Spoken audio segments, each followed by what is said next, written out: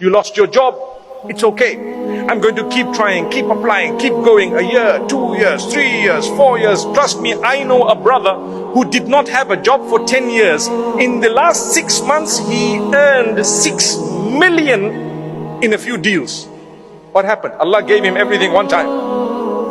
It's a true story. But for 10 years, he struggled. He was really hand to mouth, and he didn't even have. He borrowed and begged at times from friends.